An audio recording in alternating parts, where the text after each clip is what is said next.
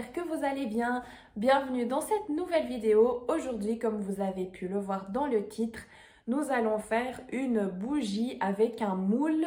C'est le genre de bougie qu'on voit énormément ces temps sur Pinterest. J'en ai vu également sur certains comptes de déco Instagram ou comme ça.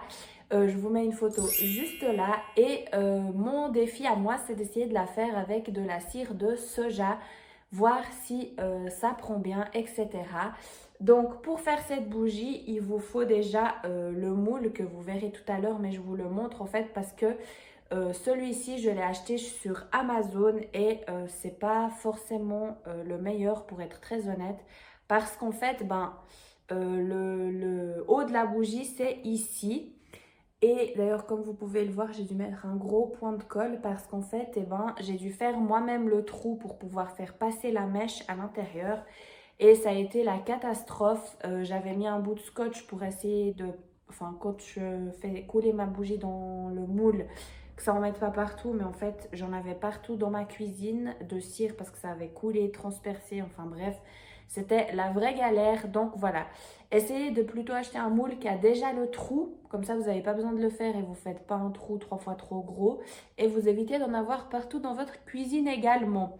Donc voilà, je vous mettrai des sites si jamais j'en trouve en barre d'infos. Mais en tout cas, je ne vous conseille pas Amazon. Après, ben voilà, moi j'ai bricolé et puis du coup, bah, ça va très bien. Hein, j'ai pu faire mes bougies, il n'y a pas de souci. Mais comme ça, ben, vous avez l'information. Pour le matériel, vous aurez besoin d'un moule,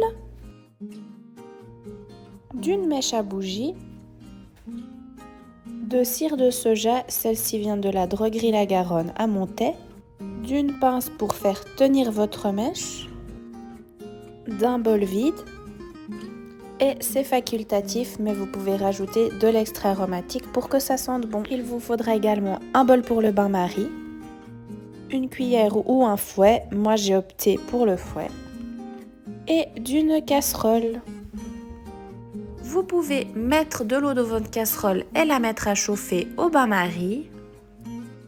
Ensuite, vous pouvez passer votre mèche à bougie dans le petit trou de votre moule.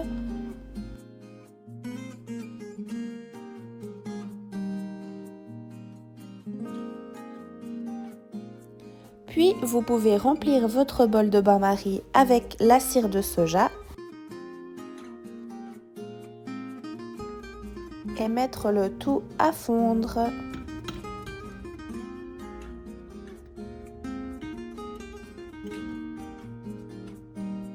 Lorsque la cire a un peu fondu, vous pouvez déjà mettre quelques gouttes d'extrait aromatique de pain d'épices. Pour ma part, j'ai mis une dizaine de gouttes. Ça sent super bon et ça fait penser à Noël. Lorsque la cire est complètement fondue, vous pouvez clipper votre mèche avec votre petite pince. Puis, vous pouvez couler votre bougie dans le moule.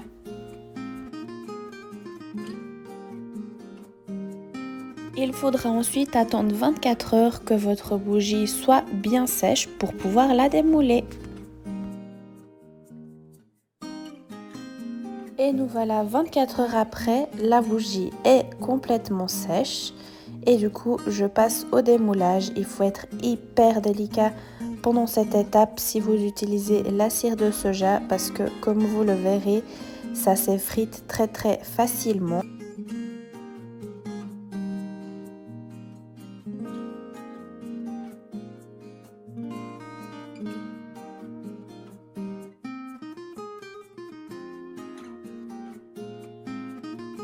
Et voilà, la bougie est démoulée, il n'y a plus qu'à couper la mèche de dessous et c'est tout bon.